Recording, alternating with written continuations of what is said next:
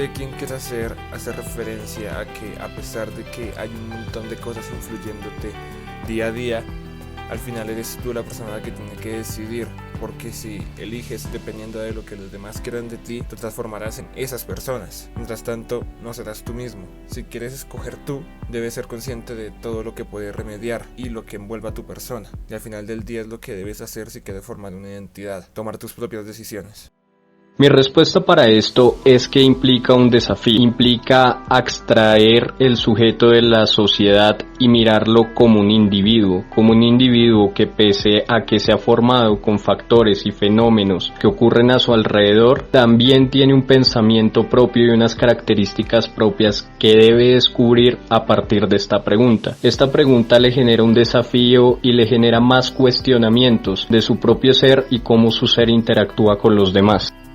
Conlleva tener claro dónde estás, para dónde vas y quién eres y qué quieres ser. Obviamente siempre hallando como nuevos rumbos, pero pues nunca perdiendo su esencia, su ser, sus ideales. Uno tiende a creer que uno es libre de escoger cómo actuar, cómo pensar, cómo vestir y demás. Y sí, en parte sí tenemos un poco de esta libertad, o más bien falsa libertad, pero el problema radica en lo que sucede cuando nosotros hacemos uso de esta libertad de tal manera que no cumpla los cánones de nuestra sociedad, pues nos vamos a ver sometidos a ser juzgados, y esto es algo con lo que muchas personas no son capaces de lidiar, pues siempre están pensando en el qué dirán y por tanto pasan a preocuparse por no ser como ellos quieren, sino como les dicen que deben ser. Esta frase nos quiere decir que nosotros podemos ser quien queramos ser. También esto influye en nuestra manera de actuar, de dónde venimos, nuestro entorno, nuestra forma de vestir, nuestra forma de escribir, nuestra forma de hacer las cosas.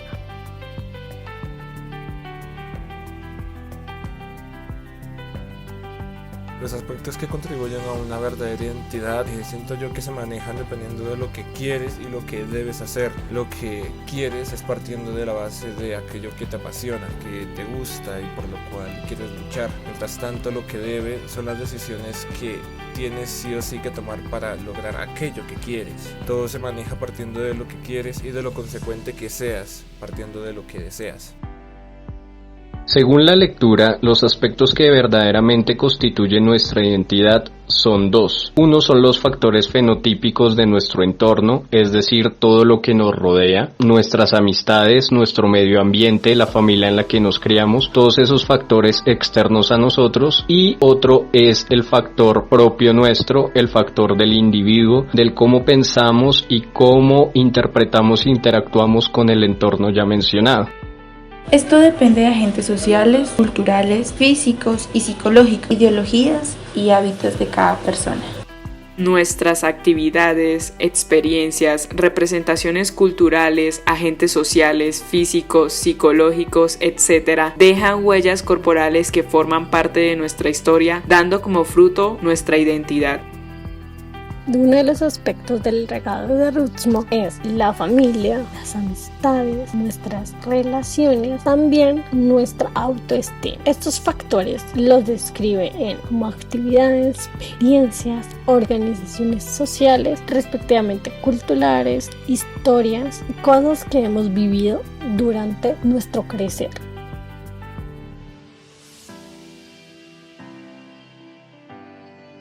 Es curioso porque algo que se ha mostrado muchísimo en esta etapa virtual es que las personas pueden ser quien desea, mostrar prácticamente un alter ego de lo que son como sí mismos. La identidad virtual siento yo que es un poco complicada porque la virtualidad maneja mucho el anonimato, por eso yo siento que no existe.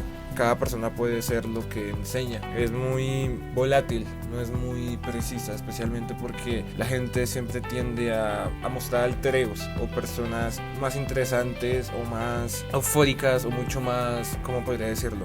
Mucho más interesantes que lo que realmente son, especialmente porque no hay confianza, especialmente por eso, porque se maneja demasiado anonimato.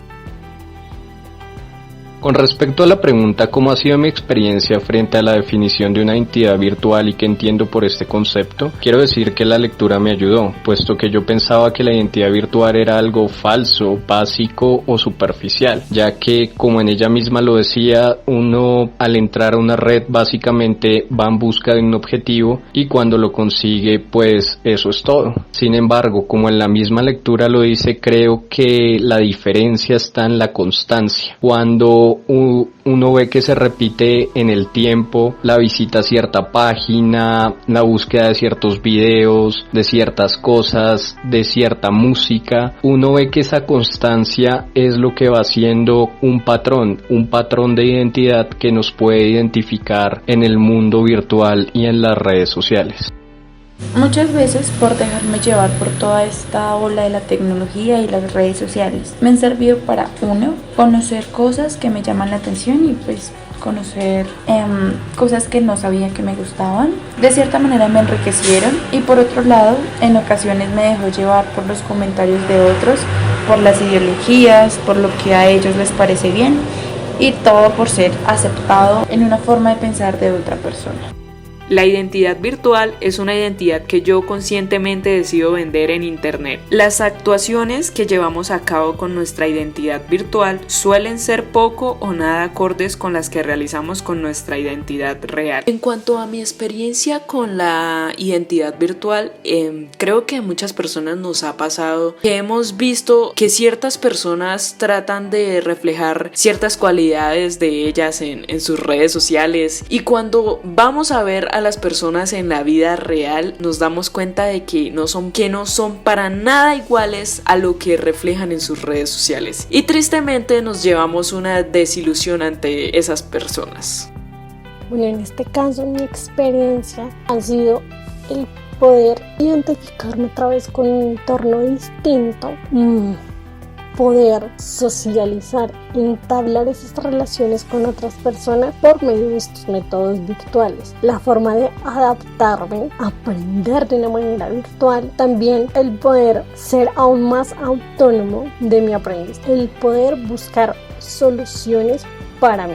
Lo que entiendo por este concepto es que la identidad virtual es lo que nos rodea actualmente, como lo es las clases virtuales, el teletrabajo, el poder comunicarnos con las personas por medio de un aparato virtual, el poder aprender de una manera distinta, el cómo nos hemos ido adaptando a esta nueva identidad virtual.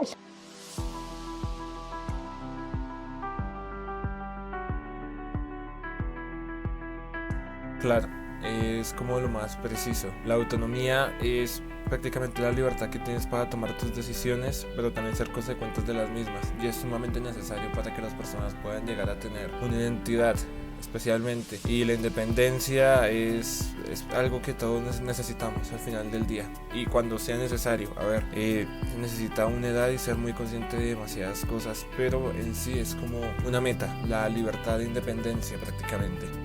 Considero que sí, el individuo siempre va a tener voluntad, siempre va a tener albedrío y para bien o para mal siempre va a tener la capacidad de cambiar su entorno y tomar sus propias decisiones. Es cierto que los valores sociales afectan sobre el comportamiento de los individuos, pero también es cierto que en toda sociedad hay héroes y hay asesinos. Sí, eso sería lo ideal, ya que es lo que nos define como persona, como identidad social, como persona partícipe o no en nuestro entorno, teniendo sentido de la responsabilidad, motivación y otras cosas. Está bien, cada quien es libre de tomar sus propias decisiones, siempre y cuando esas decisiones y formas de vivir pues no perjudiquen de una forma perjudicial a otro ser.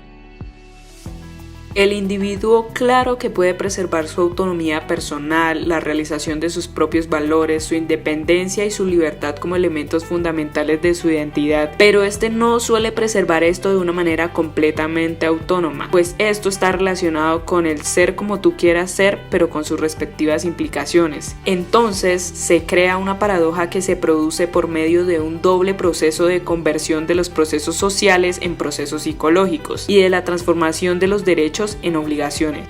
Actualmente la autonomía personal, la gran mayoría de gente la ha tratado de conservar, unos han podido lograr eso, como hay otros que todavía logran depender para poder realizar sus cosas, para poder expresar quiénes son. La realización de los propósitos, de los propios valores, muchos valores se han fortalecido, entonces sí han podido mantenerlos. La independencia en algunos casos se han vuelto aún más independientes, han podido fortalecer algunas habilidades y la libertad, esa parte la hemos perdido, ya que por nuestro tema actual no hemos podido volver en sí a nuestra normalidad, al poder tener ese poder de decisión de decir quiero hacer esto es lo que yo soy, esto es lo que quiero, ya que hay medidas que nos logran impedir las actividades que queremos realizar, y estos elementos claramente son fundamentales para nuestra identidad, para definir quiénes somos realmente.